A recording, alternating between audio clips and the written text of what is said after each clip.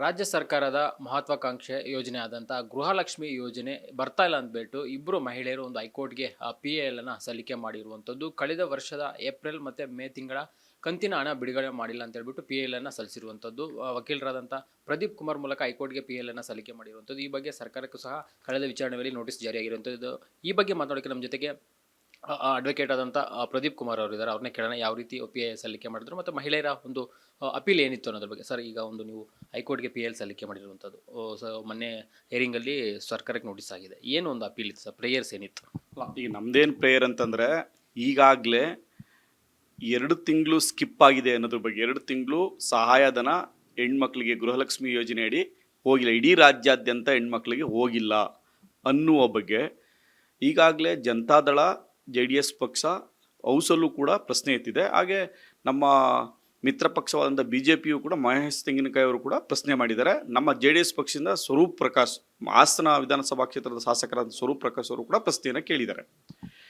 ಪ್ರಶ್ನೆ ಕೊಟ್ಟಾಗ ಉತ್ತರ ಕೇಳಿದಾಗ ಅವ್ರು ಹೇಳಿದ್ರು, ಎಸ್ ಒಪ್ಕೋತಾರೆ ಹೌಸಲ್ಲಿ, ಎಸ್ ನಾವು ಕೊಟ್ಟಿಲ್ಲ ಗೃಹಲಕ್ಷ್ಮಿ ಹಣ, ಅದು ಆ 2 ತಿಂಗಳು ಬಾಕಿ ಇದೆ ಅನ್ನೋ ಮಾತನ್ನು ಒಪ್ಕೋತಾರೆ. ಆದರೆ ಸೆಷನ್ ನಡೆದು ಆಲ್ಮೋಸ್ಟ್ 8 ತಿಂಗಳಾಯಿತು. ಈ ಕ್ಷಣದವರೆಗೂ ಅವರು ಹಣವನ್ನು ಬಿಡುಗಡೆ ಮಾಡಿಲ್ಲ. ನಾವು ಈ ಬಗ್ಗೆ ಈಗಾಗಲೇ ಸರ್ಕಾರದ ಮುಖ್ಯ ಕಾರ್ಯದರ್ಶಿಗೆ ಮತ್ತು ರಾಜ್ಯಪಾಲರಿಗೆ ಒಂದು ಪತ್ರವನ್ನು ಕೊಟ್ಟು, ಎಸ್ ಆ ಏನು ಬಾಕಿ ಉಳಿಸ್ಕೊಂಡಿದ್ದಾರೆ ಅಪ್ರಾಕ್ಸಿಮೇಟ್ಲಿ ಒಂದು 4800 ಹತ್ತತ್ರ 5000 ಕೋಟಿ ಆಗುತ್ತೆ. ಅಷ್ಟು ಹಣ ಏನು ಫಲಾನುಭವಿಗಳಿದ್ರು ಅವರ ಖಾತೆಗಳಿಗೆ ವರ್ಗಾವಣೆ ಮಾಡುವಂತೆ ಸೂಕ್ತ ಕ್ರಮ ಕೈಗೊಳ್ಳಬೇಕು ಅಂತೇಳಿ ರಾಜ್ಯಪಾಲರಿಗೂ ಕೊಟ್ಟಿದ್ದೀವಿ, ರಾಜ್ಯದ ಮುಖ್ಯ ಕಾರ್ಯದರ್ಶಿಗಳಿಗೂ ಕೊಟ್ಟಿದ್ದೀವಿ, ಮತ್ತು ಹಣಕಾಸು ಕಾರ್ಯದರ್ಶಿಗಳಿಗೂ ಕೂಡ ಮನವಿಯನ್ನು ಮಾಡ್ಕೊಂಡು ಒಂದು ಪತ್ರವನ್ನು ಕೊಟ್ಟಿದ್ದೀವಿ. ಆದರೆ ಈ ಕ್ಷಣದವರೆಗೆ ಕಳೆದ 8-9 ತಿಂಗಳಾದರೂ ಸಹಿತ ಮಾನ್ಯ ಸಚಿವರು ಆ ಬಗ್ಗೆ ಕ್ರಮವನ್ನು ಕೈಗೊಂಡಿಲ್ಲ. ಇದರೆಲ್ಲೋ ಒಂದು ಕಡೆ ಮಿಸ್ಯೂಸ್ ಆಗಿದೆ ಅನ್ನುವ ಕಾರಣಕ್ಕೋಸ್ಕರ ನಾವೇನು ಮಾಡಿದ್ವಿ, ಇವತ್ತು ಹೈಕೋರ್ಟ್ಗೆ ಪಿ ಎ ಎಲ್ನ ಹಾಕಿದ್ದೀವಿ. ಪಿ ಎ ಎಲ್ಲು ಆರ್ಗ್ಯುಮೆಂಟನ್ನು ಕೇಳಿ ಇವತ್ತು ಪಿ ಎ ಎಲ್ನ ಅಡ್ಮಿಟ್ ಮಾಡಿಕೊಂಡು ನೋಟಿಸನ್ನು ಇಶ್ಯೂ ಮಾಡಿದ್ದಾರೆ. P A L writ petition number 15855/2026 ಈಗ ಸರ್ಕಾರಕ್ಕೆ ನೋಟಿಸನ್ನು ಕೊಟ್ಟಿದ್ದಾರೆ. ಸರ್, ಈಗ ಈ ಇಬ್ಬರು ಮಹಿಳೆಯರು ಯಾರಿದ್ದಾರೆ ಸಲ್ಲಿಕೆ ಮಾಡಿರುವಂಥದ್ದು, ಅವರು ಏನು ಕೆಲಸ ಮಾಡ್ತಾ ಇದ್ರು? ಯಾಕಂದರೆ ರಾಜ್ಯ ಸರ್ಕಾರ ಬಂದಂಥ ಸಂದರ್ಭದಲ್ಲಿ ಒಂದು ಮಹಿಳೆಯರಿಗೆ ಇದೊಂದು ರೀತಿ ಅಭಿವೃದ್ಧಿ ಆಗುತ್ತೆ ಮತ್ತು ಅವರ ಮನೆ ಕೆಲಸಕ್ಕೆ ಯೂಸ್ ಆಗುತ್ತೆ ಅಂತೆಲ್ಲ ಹೇಳಿದರು.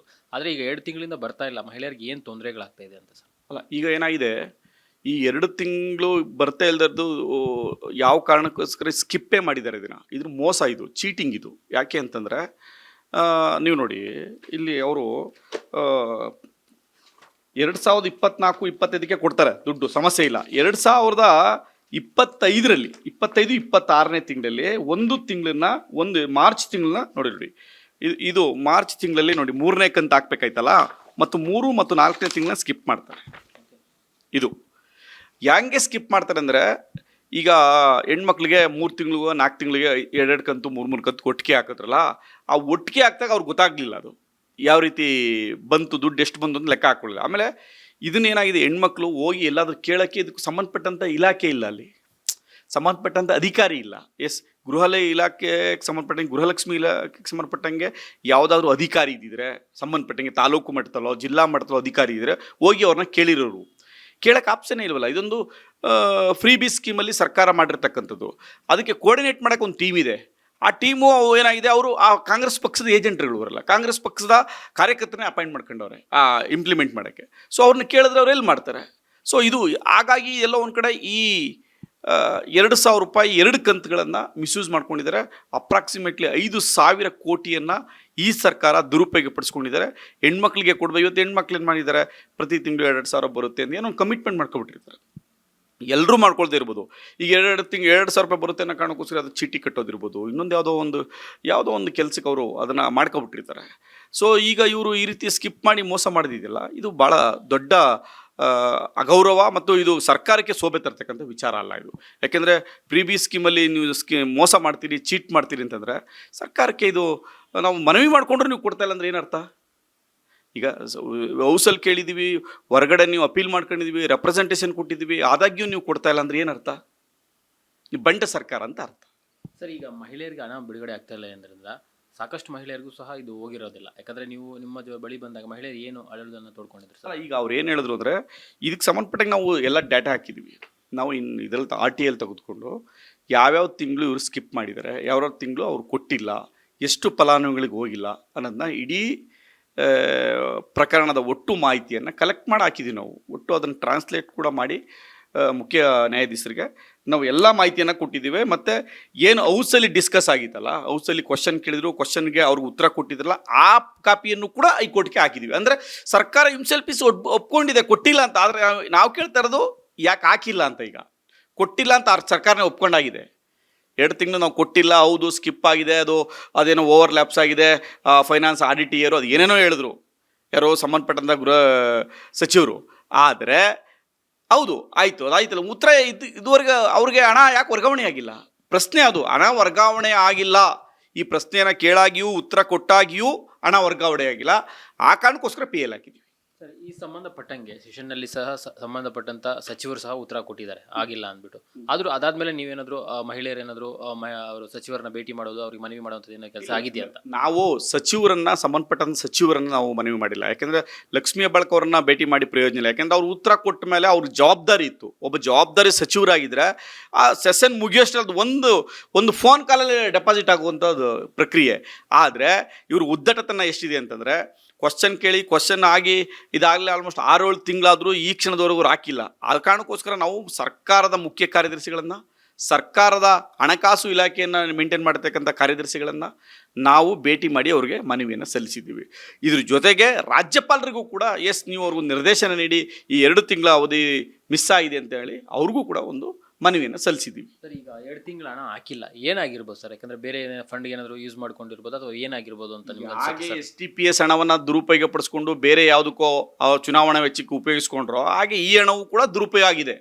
ಎಲ್ಲೋ ಬೇರೆ ಕಾರಣಕ್ಕೋಸ್ಕರ ಬೇರೆ ಚುನಾವಣೆಗೆ ಯೂಸ್ ಮಾಡ್ಕೊಂಡಿದ್ದಾರ ಅಥವಾ ಬೇರೆ ಇಲಾಖೆ ವರ್ಗಾವಣೆ ಮಾಡ್ಕೊಂಡಿದ್ದಾರ, ಅದು ಸರ್ಕಾರ ಹೇಳಬೇಕು. ಆದರೆ ಈ ಕ್ಷಣಕ್ಕೆ ನಾನು ಅದನ್ನು ಹೇಳಕ್ಕೆ ಬರಲ್ಲ. ಎಲ್ಲಿ ಮಾಡ್ಕೊಂಡು ಎಲ್ಲ ಒಟ್ಟು ಮಿಸ್ಯೂಸ್ ಆಗಿದೆ, ಒಟ್ಟು ಅವ್ರಿಗೆ ಬಂದಿಲ್ಲ, ಹಣ ಬಂದಿಲ್ಲ. 2 ತಿಂಗಳು ಹಣ ಸರ್ಕಾರದಿಂದ ಅವ್ರಿಗೆ ವರ್ಗಾವಣೆ ಆಗಿಲ್ಲ. ಆ ಕಾರಣಕ್ಕೋಸ್ಕರ ನಾವು ಮನವಿಯನ್ನು ಮಾಡ್ಕೊಳ್ತಾ ಇದ್ದೀವಿ. ದಯಮಾಡಿ 2,000 ರೂಪಾಯಿ ಏನು 2 ತಿಂಗಳು ಬಾಕಿ ಉಳಿಸ್ಕೊಂಡಿದ್ರಿ ಅದನ್ನು ನೀವು ಇಮ್ಮಿಡಿಯೇಟಾಗಿ ಎಲ್ಲ ಮಹಿಳೆಗಳಿಗೆ ನೀವು ವರ್ಗಾವಣೆಯನ್ನು ಮಾಡಿ. ಸರ್, ಇದು ಸರ್ಕಾರದ ಒಂದು ಮಹತ್ವಾಕಾಂಕ್ಷೆ ಯೋಜನೆ. 2023ರಲ್ಲಿ ಸರ್ಕಾರ ಘೋಷಣೆ ಮಾಡಿತ್ತು. ಒಂದು ಸರ್ಕಾರದ ಮೇಲೆ ಒಂದು ಅಧಿಕಾರಕ್ಕೆ ಸಹ ಬಂದರು. ಈ ರೀತಿ ಯೋಜನೆನೇ ಈ ರೀತಿ ಆದರೆ ಜನರಿಗೆ ಏನು ಭಾವನೆ ಮೂಡಿಸುತ್ತೆ ಸರ್? ಸರ್ಕಾರದ ಇದು ಮಹತ್ವಾಕಾಂಕ್ಷೆ ಯೋಜನೆ ಅಂತ ನಾವು ಹೇಳಿದ್ದಲ್ಲ, ಸರ್ಕಾರನೇ ಹೇಳಿದ್ದು, ಕಾಂಗ್ರೆಸ್ ಹೇಳಿದ್ದು, ಕಾಂಗ್ರೆಸ್ ಪಕ್ಷ ಹೇಳಿದ್ದು. ಇದು ಮಹತ್ವಾಕಾಂಕ್ಷೆ ಯೋಜನಾ. ಈ ಯೋಜನೆ ಅಡಿಯಲ್ಲಿ ನಾವು ಮಹಿಳಾ ಸಬಲೀಕರಣ ಮಾಡ್ತೀವಿ, ಮಹಿಳೆಯನ್ನು ಮೇಲ್ಮಟ್ಟಕ್ಕೆ ಎತ್ತುತ್ತೀವಿ ಅಂತ ಹೇಳ್ದಂಥ ನೀವು 2,000 ರೂಪಾಯಿ ಮಿಸ್ಯೂಸ್ ಮಾಡ್ಕೊಂಡಿದ್ದೀರಿ ಅಂದರೆ ಅದಕ್ಕೆ ಉತ್ತರವೂ ಕೂಡ ಸರ್ಕಾರವನ್ನೇ ಕೊಡಬೇಕು ಅಲ್ವಾ? ಸರ್ಕಾರ ಎಲ್ಲೋ ಒಂದು ಕಡೆ ಈ ರೀತಿ ಮಹತ್ವಾಕಾಂಕ್ಷಿ ಯೋಜನೆಯಲ್ಲೇ ಈ ರೀತಿ ನೀವು ದರೋಡೆ ಮಾಡ್ತೀರಿ, ಲೂಟಿ ಮಾಡ್ತೀರಿ, ಚೀಟ್ ಮಾಡ್ತೀರಿ ಅಂದರೆ ನೀವು ಒಂದು ಬಂಡ ಸರ್ಕಾರ ಅಂತ ನನ್ನ ಅನಿಸಿಕೆ. ಸರ್, ಈಗ ಏನು ಜೂನ್ 6ನೇ ತಾರೀಕು ಮತ್ತೆ ಒಂದು ಏರಿಂಗ್ ಇರುವಂಥದ್ದು, ಈಗ ಸರ್ಕಾರಕ್ಕೆ ನೋಟಿಸ್ ಕೊಟ್ಟಿರುವಂಥದ್ದು, ಮುಂದೆ ಇದು ಕಾನೂನು ಹೋರಾಟ ಏನಾಗ್ಬೋದು? ಹೈಕೋರ್ಟಲ್ಲಿ ಖಂಡಿತ ಅವರು ಡೆಪಾಸಿಟ್ ಮಾಡಬೇಕು, ಇಲ್ಲ ಡೆಪಾಸಿಟ್ ಮಾಡ್ರೆ ತಗೊಬಂದು ಕೋರ್ಟ್ಗೆ ಹಾಕ್ಬೇಕು, ಇಷ್ಟೇ ಇರೋದು, ಬೇರೆ ಇನ್ನೇನಿಲ್ಲ. ಆ ಫಲಾನುಭವಿಗಳಿಗೆ ಈ ಅಮೌಂಟನ್ನ ವರ್ಗಾವಣೆ ಮಾಡಿಲ್ವಾ ಅಷ್ಟೇ ಹೇಳಿದ್ರೆ ಕೋರ್ಟು ಮ್ಯಾಟರ್ನ ಡಿಸ್ಪೋಸ್ ಮಾಡುತ್ತೆ. ಮಾಡ್ತೀವಿ ಅಂದರೆ ಒಪ್ಕೋಬೇಕು, ಮಾಡಿಲ್ಲ ಅಂದರೆ ಯಾವಾಗ ಮಾಡ್ತೀವಿ ಅಂತ ಹೇಳ್ಬೇಕು, ಇಷ್ಟೇ matter. 100% merit of the case ಆ ಫಲಾನುಭವಿಗಳಿಗೆ ಹೋಗಿಲ್ಲ, ಅದು ನಿಜ, ಅದು ಕೊಡಲೇಬೇಕು ಅವರು. ಸರ್, ಮುಂದೆ ಇದು ಯಾವ ಹಂತಕ್ಕೆ ಹೋಗ್ಬೋದು? ಯಾಕಂದರೆ ಏನಾದರೂ ಆಗಿಲ್ಲ ಅಂದರೆ ಮತ್ತೆ ಕೋರ್ಟಲ್ಲೇ ಸರ್ಕಾರ ಖಂಡಿತ PL ಅಲ್ಲಿ ಒಳ್ಳೆ ನಿರ್ದೇಶನವನ್ನು ಇವತ್ತು ಕೋರ್ಟು ನಮ್ಮ ಅಪೀಲ್ನ ಮಾನ್ಯ ಮಾಡುತ್ತೆ. ಸರ್ಕಾರಕ್ಕೆ ಈ ರೀತಿ ನಡವಳಿಕೆಯನ್ನು ಖಂಡಿಸುತ್ತೆ ಮತ್ತು ಇದಕ್ಕೆ ಸಂಬಂಧಪಟ್ಟಂತೆ ಸೂಕ್ತವಾದ ಆದೇಶವನ್ನು ಕೋರ್ಟ್ ಮಾಡುತ್ತೆ. Thank you sir. ಇದಿಷ್ಟು ಏನು ವಕೀಲರಾದಂಥ ಪ್ರದೀಪ್ ಕುಮಾರ್ ಅವರ ಮಾತು. ಅಂದರೆ ಮುಂದಿನ ವಿಚಾರಣೆ ವೇಳೆಗೆ ಸರ್ಕಾರ ಒಂದು ಕೋರ್ಟ್ಗೆ ಒಂದು ಉತ್ತರವನ್ನು ಕೊಡಬೇಕಾಗುತ್ತೆ. ಆನಂತರ ಅದು PL ಸಹ ಡಿಸ್ಪೋಸ್ ಆಗುತ್ತೆ, ಮತ್ತು ಇಲ್ಲಾಂದರೆ ಕೋರ್ಟ್ ಮುಂದಿನ ಕ್ರಮಗಳನ್ನು ತೆಗೆದುಕೊಳ್ಳುವಂಥ ಮಾತನ್ನು ಹೇಳ್ತಾ ಇರುವಂಥದ್ದು. ಕ್ಯಾಮರಾ ಪರ್ಸನ್ ವಿಶ್ವನಾಥ್ ಜೊತೆ ಅರುಣ್ ಕುಮಾರ್, ಅಶ್ವಗ್ ನ್ಯೂಸ್, ಬೆಂಗಳೂರು.